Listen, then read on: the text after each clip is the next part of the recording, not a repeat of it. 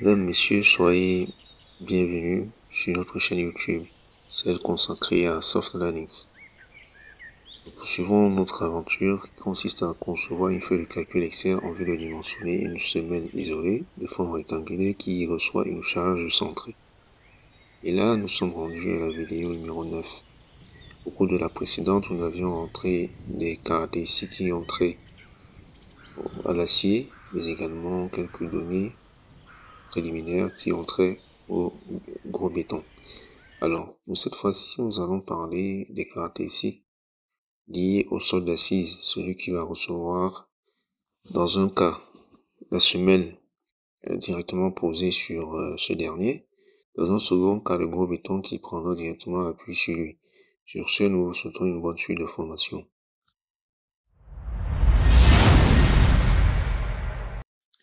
Nous avons ouvert notre feuille de calcul et nous allons rajouter une rubrique en copiant cette cellule pour venir la placer à cet endroit.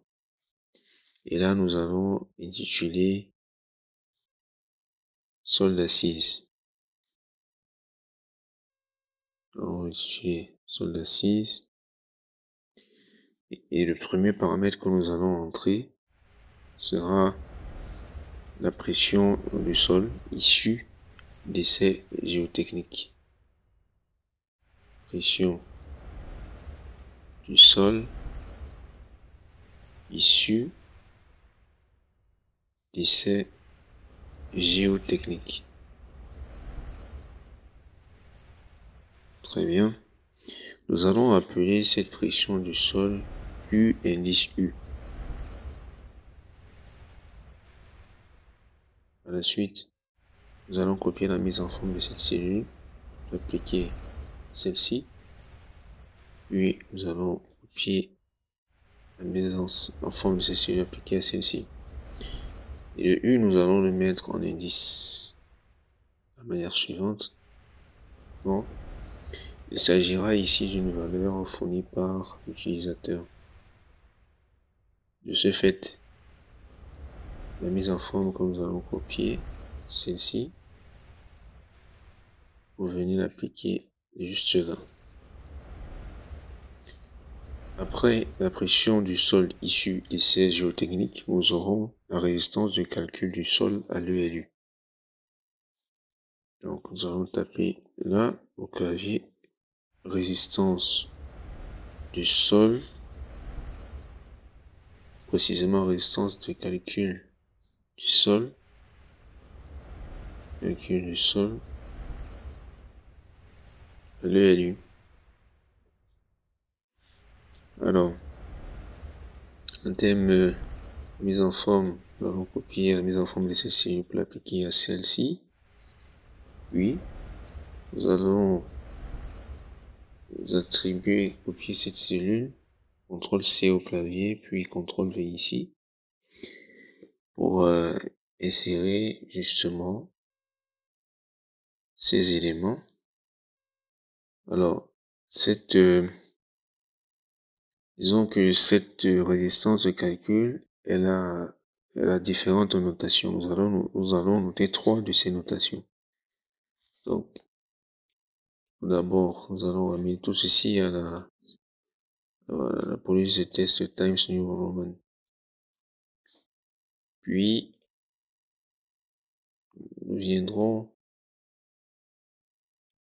déjà mettre ceci en police 14 comme les autres.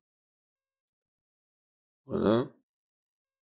Nous vérifions les autres paramètres qui ont précédé pour nous assurer d'avoir la même hauteur de test. C'est bon. Donc, revenons à la résistance du calcul du sol. Nous allons dire que c'est également égal à sigma GD, ce qui est également noté comme étant égal à Q U du sol. Entrée. Nous nous sommes trompés de cellule, nous allons faire CTRL Z. C'est dans cette cellule que nous aurions dû rentrer les données. Donc ici, nous allons mettre en indice R majuscule, D, puis S, G, D, qui est égal aussi à Q indice U sol. Donc, ces termes, 4 derniers termes, seront en indice.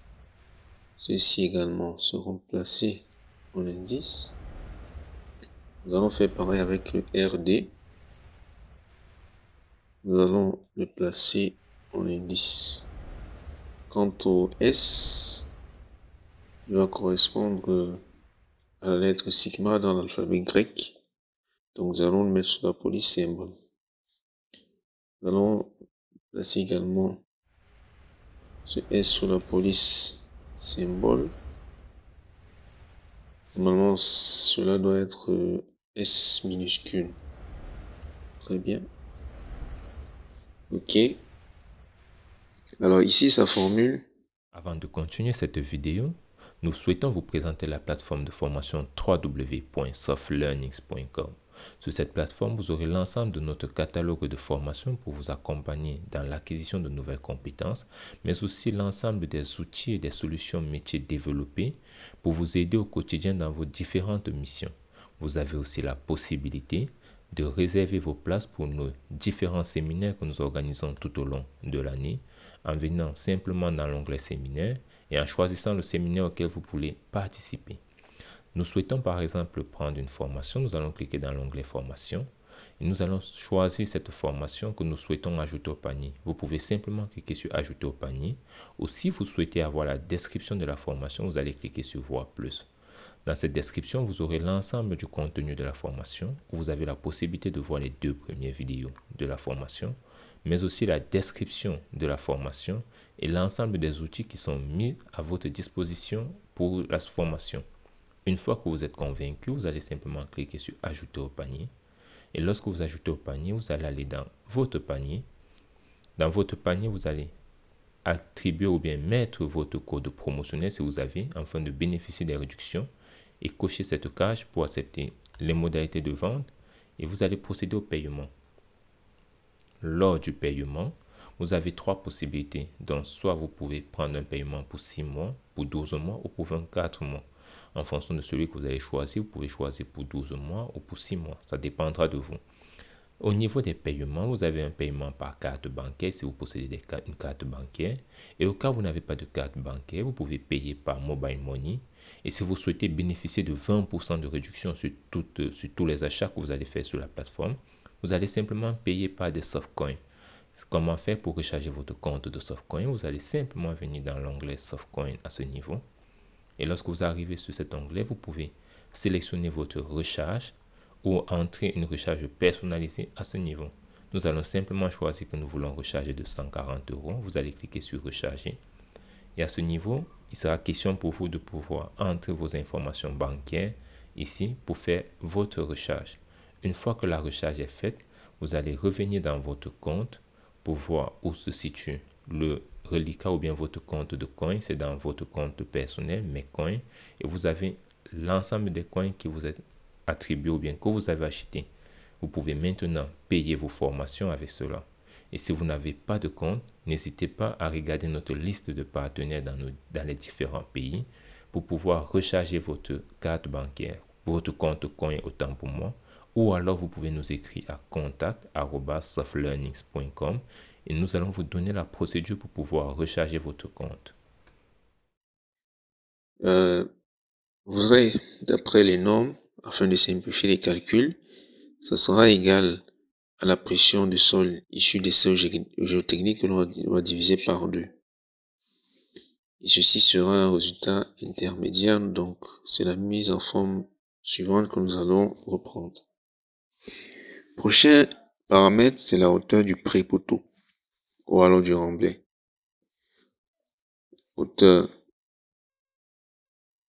du pré-poteau slash remblai au-dessus de la semelle. Dessus de la semelle. Ok. Ferions mieux de préciser aussi l'unité à cet endroit. Il s'agira vraiment d'une pression, donc c'est du mégapascal que nous allons employer. La résistance ici, traduite sous forme de contrainte, ça sera également du mégapascal. Donc nous allons placer juste là, le M majuscule. Très bien. Nous allons copier cette mise en forme. Et hop, nous la copions à cet endroit. La hauteur ici aura pour unité le mètre. Et dans cette cellule, nous allons noter cette hauteur du prépoteau grand D indice R. Puis, nous allons changer sa mise en forme.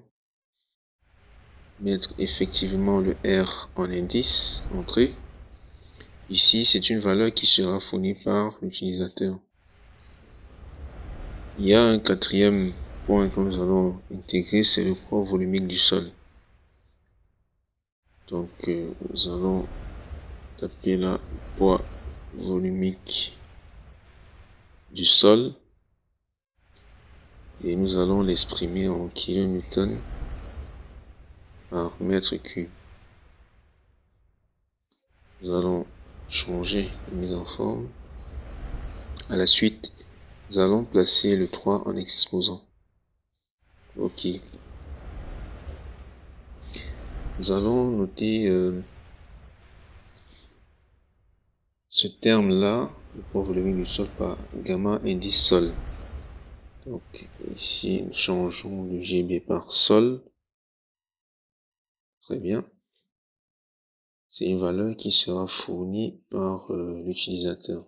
Donc la mise en forme qui correspond, c'est celle-ci. En fonction de la nature du sol, il y aura une valeur bien spécifique à intégrer. Voilà donc pour ce qui est des principaux paramètres. Au besoin, nous pourrons rajouter un aide de mémoire juste là à droite qui va mentionner par exemple les capacités portantes moyennes de différents types de sols. Cela nous sera certainement utile dans le but de mieux interpréter notre projet. Par exemple, si l'on se retrouve dans une situation où nous ne disposons pas d'une valeur très exacte, et là nous pourrons procéder par hypothèse selon la nature approximative du sol d'assise.